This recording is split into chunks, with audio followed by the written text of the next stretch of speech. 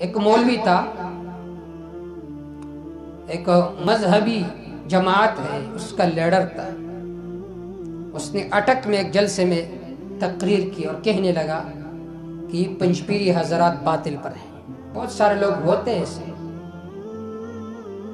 کہا کہ یہ پنجپیری حضرات باطل پر ہیں اور کہنے لگا میں مباہلے کے لیے تیار ہوں ان پنجپیریوں کے ساتھ، آئیے مباہلہ کرتے.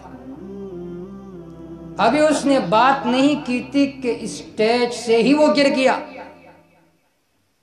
اسٹیج ہی سے وہ گر گیا. اللہ نے دکھایا لوگوں کو کہ یہ جو درویش ہے جو قرآن و سنت پڑھاتے ہیں، بھائی کون ہے جو پورا وقت قرآن و سنت کے لیے دیتا ہو سوائے ان درویشوں کے. اور سلام پیش کرتا ہوں میں ان لوگوں کا، ان کے طلباء کو جو ذہنی طور پر ہر طالب علم کو اس طرح بناتے کہ تم نے قرآن مجید کے دروس کو عام کرنا. تو جن لوگوں کا اوڑھنا بچھونا قرآن و سنت ہو، جو دن و رات قرآن و سنت کے درس و تدریس میں مشغول و مصروف ہو، انہیں تم باطل پرست کہتے ہو. ان کے بارے میں یہ فتویٰ لگاتے ہو کہ ان کے پیچھے نماز درست نہیں ہے. تو میرے خیال میں کون لوگ ہیں وہ کہ جن کے پیچھے نماز درست ہے؟ جو قرآن و سنت کو فالو کرتے ہیں ان کے پیچھے نماز درست نہیں ہے. تو کن کے پیچھے نماز درست ہے؟ جن کے دلائل خرافات ہے، جو قرآن و سنت کو وقت نہیں دیتا، جو اپنے مدارس میں بھی خرافات پڑھاتے ہیں اور اپنے طلباء کو بھی خرافات پڑھاتے ہیں. میرا بہت زمانہ عرصہ ہوا جب سے ہی فراغت ہوئی ہے، کبھی میں نے کسی سے یہ نہیں کہا کہ یہ پنجپیری ہے، یہ دیوبندی ہے. کیوں؟ ہماری ذہنی تربیت یہ بنی تھی کہ تم نے معاشرے میں جا کر لوگوں کو قرآن و سنت بیان کر دے.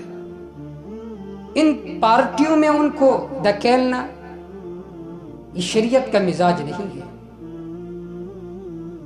لیکن آج میں دیکھتا ہوں بہت سارے طلباء ایسے ہوتے ہیں، میں کسی پر تنقید نہیں کرتا، ابھی دوسرا درجہ ہے ان کا، تیسرا درجہ ہے، 5واں درجہ ہے، اور جب آپ ان کے ساتھ بیٹھو گے تو آپ کا خیال یہ ہوگا کہ یہ مفتی اعظم ہے. ایسا فتویٰ لگائیں گے، ان کے پاس فتوے کی مشین ہوں گے، کہیں گے پنجپیری تو بالکل گمراہ ہے، عذاب قبر نہیں مانتے، حیات نہیں مانتے، وہ نہیں مانتے، یہ نہیں مانتے. اللہ کے لیے ان چیزوں کو چھوڑیے. جو قرآن و سنت ہے اسے فالو کرو، لوگوں کے سامنے بیان کرو. لوگوں کے عقائد خراب ہے ان کی اصلاح کرو، اعمال خراب ہے ان کی اصلاح کرو، ان کی معاشرتی زندگی صحیح نہیں ہے ان کی اصلاح کرو. ان مسائل میں اپنے وقت کو ضائع کرنا جن کا کوئی فائدہ نہیں ہے، اس سے ملے گا کیا سوائے نفرت کے، سوائے شر و فساد کے. تو اس مولوی نے بھی مباہلے کا اعلان کیا کہ میں پنجپیریوں کے ساتھ مباہلہ کرتا ہوں. تو اللہ نے اسی وقت ہی اسے نیست و نابود کیا. تو اللہ کے لیے یہ چیزیں چھوڑیے.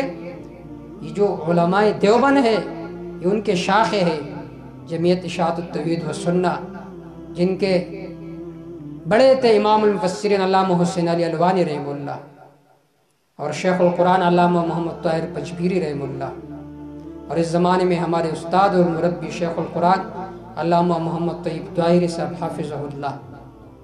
اسی طرح دوسری شاخ جمعیت علماء اسلام، وہ بھی ہماری شاخ ہے. اسی طرح سپاہی صحابہ، یہ سارے شاخ ہیں دیوبند کے، یہ سارے ایک ہے. انہیں الگ الگ نہ سمجھو. باقی مسائل میں توڑے پوڑے اختلاف ہے تو ان اختلافات کو ہوا نہیں دینا چاہیے، اختلافات کی حدود کو سمجھنا چاہیے.